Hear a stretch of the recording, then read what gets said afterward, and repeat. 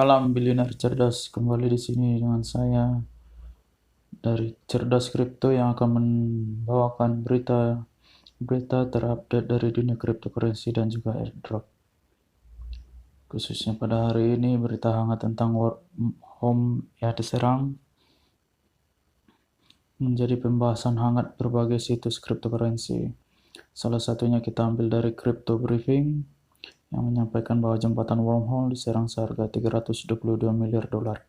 Teratas telah mencuri setidaknya 120.000 Ethereum dari protokol jembatan Ethereum Solana. Protokol jembatan blockchain Wormhole telah mengalami serangan yang mengakibatkan pencurian setidaknya 120.000 Ethereum. Jumlah itu bernilai 322 juta dolar. Perkiraan sebelumnya menempatkan nilai serangan pada 256 juta dolar. Wormhole mencoba menghubungi penyerang dan menawarkan hadiah 10 juta dolar jika dana dikembalikan. Seorang penyerang telah mengeksploitasi protokol jembatan Wormhole untuk 322 juta Ethereum, menurut berbagai laporan. Terlepas dari itu, jumlah uang dicuri dalam serangan itu menjadikannya salah satu serangan DeFi terbesar dalam sejarah baru-baru ini. Serangan besar lainnya termasuk serangan 611 juta dolar di Poly Network Agustus lalu.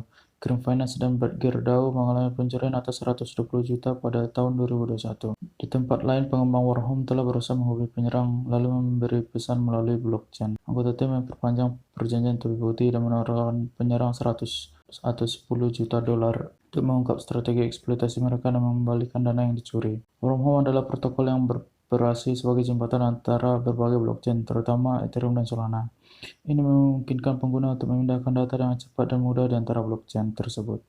Kebetulan salah satu dari pendiri Ethereum, Vitalik Buterin, memperingatkan tentang kekurangan jembatan lintas rantai pada awal Januari, mencetak risiko keamanan melekat pada protokol tersebut. Beberapa situs lain juga membahas hal tersebut. Berikutnya dari Cointelegraph. Penambang kripto di Texas menutup 99% operasi saat badai musim dingin mendekat. Kami mengambil langkah-langkah proaktif untuk menghentikan operasi, mengurangi beban, dan menciptakan kapasitas tambahan sebagai tanggapan atas kebutuhan ERCOT jika diperlukan, kata Dewan Blockchain Texas atas nama perusahaan pertambangan. Berbicara pada Cointelegraph pada hari Rabu, Direktur Komunikasi Riot Blockchain, Tristan Pfeffer, mengatakan bahwa pusat data perusahaan di Rockdale sudah memiliki 99% dari kekuatannya saat ini dimatikan. Sejak dimulai pembatasan pada hari Selasa, dengan permintaan pada jaringan diperkirakan akan memuncakkan pada hari Kamis malam. Selain itu, perusahaan pertambangan Bitcoin dan perwakilan di Dewan Blockchain Texas mengirim surat kepada Gubernur Texas Greg Abbott yang memberitahu mereka bahwa mereka berencana untuk menutup atau mengurangi operasi sebagai tanggapan atas kebutuhan ERCOT. Menurut Pfeffer, penambang besar yang berbasis di Texas menggunakan sekitar 1 gigawatt untuk operasi dalam kondisi normal, diizinkan dengan jaringan listrik negara bagian. Menurut situs web ERCOT, orang Texas menggunakan 35.016 megawatt pada saat publikasi, dengan perusahaan menyatakan ada daya yang cukup untuk permintaan saat ini. Namun perkiraan ERCOT menunjukkan permintaan ini dapat meningkat lebih dari 42% dalam 24 jam ke depan, memuncak pada 49.786 megawatt ketika suhu turun ke titik terendah, kira-kira minus 8 derajat Celcius di Dallas. Pada tahun 2021, jutaan orang Texas mengalami hari-hari tanpa listrik sebagai badai musim dingin sekali dalam satu dekade. Tidak hanya meningkatkan permintaan pada jaringan yang dioperasikan oleh Electric Reliability Council of Texas atau ERCOT, tetapi menutup banyak pembangkit listrik, membekukan generator dan sebaliknya, mengganggu aliran listrik ke banyak penduduk yang membutuhkan panas. Meskipun banyak operasi penambang kripto yang menyebut Texas sebagai rumah, beberapa ahli berpendapat bahwa operasi negara bagian itu tidak berkontribusi pada pemadaman listrik.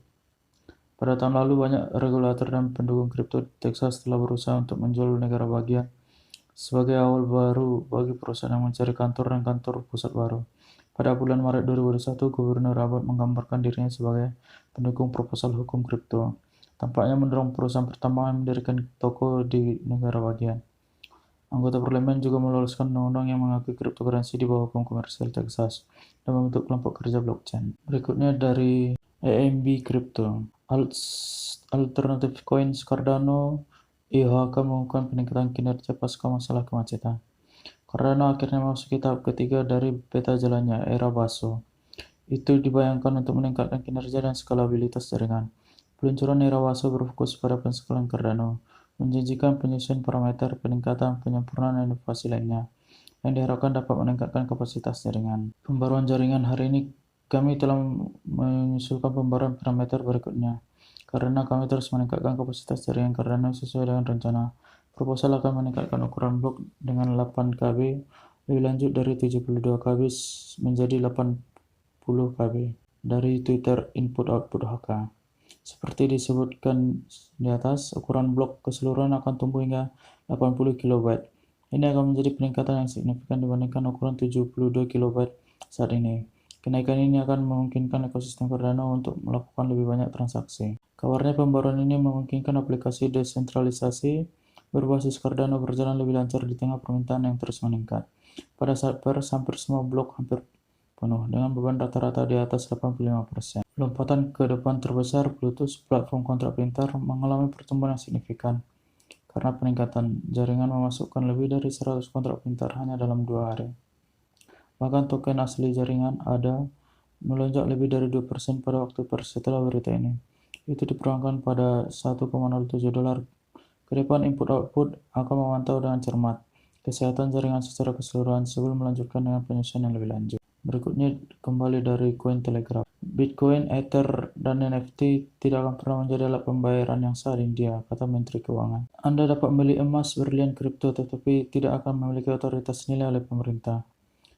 TV Somanathan, Sekretaris Keuangan untuk pemerintah India, dilaporkan menolak narasi bahwa kriptokurrensi akan diterima secara luas negara itu, dengan menolak kemungkinan menggunakannya sebagai alat pembayaran yang sah. Rupiah digital yang dikeluarkan RBI akan menjadi alat pembayaran yang sah, kata Sumanathan. Semuanya tak sah, tidak akan pernah menjadi alat pembayaran yang sah. Bitcoin, Ethereum, atau NFT tidak akan pernah menjadi alat pembayaran yang sah. Anda dapat membeli emas, berlian, kripto, tetapi itu tidak akan memiliki otoritas nilai oleh pemerintah. Sekretaris Keuangan menambahkan, orang-orang yang berinvestasi di kripto pribadi harus memahami bahwa itu tidak memiliki otoritas dari pemerintah. Tidak ada jaminan apakah investasi Anda akan berhasil atau tidak. Seseorang mungkin menderita kerugian dan pemerintah tidak bertanggung jawab atas hal ini. Anggota Parlemen India sebelumnya telah melayangkan RUU yang bisa melarang penggunaan kriptokurrensi swasta di negara itu. Namun, buletin Selasa dari Majelis Rendah Parlemen India menunjukkan undang-undang tersebut tidak dipertimbangkan selama sesi anggaran hingga Mei. Sebagai gantinya, pemerintah melakukan acara pelatihan untuk anggota parlemen mengenai kripto dan dampaknya terhadap ekonomi. Berikutnya dari Bitcoin Magazine. Pusat pendidikan Bitcoin diluncurkan di El Salvador. Inisiatif dari Paxful akan mengajarkan warga El Salvador tentang Bitcoin dan topik terkait secara gratis. Platform Bitcoin Peer-to-Peer Paxful telah meluncurkan pusat pendidikan El Salvador untuk membantu warga mempelajari dan memanfaatkan Bitcoin dengan baik. Inisiatif yang disebut La Casa del Bitcoin bertujuan untuk mendorong adopsi Bitcoin dengan pengetahuan gratis karena mayoritas penduduk Salvador masih berjuang dengan teknologi. Pusat ini selanjutnya akan mendorong gelombang adopsi massal Bitcoin berikutnya dan melengkapi segmen yang berkembang seperti pedagang kecil dan bisnis lokal dengan alat yang terhubung dengan komunitas pengguna global, katanya. Selain menyediakan sumber daya pendidikan, pusat ini juga menjadi kantor Paxful dan Build with Bitcoin Foundation, sebuah organisasi kemanusiaan yang mengabdikan diri untuk memanfaatkan Bitcoin untuk menciptakan peluang yang adil melalui air bersih, akses pendidikan berkualitas, pertanian berkelanjutan, dan dukungan kemanusiaan. Paxful adalah platform peer-to-peer global yang didirikan pada tahun 2015 bagi orang-orang untuk melakukan pembayaran transaksi dan mengirim uang dengan membeli dan menjual Bitcoin sebagai alat pertukaran.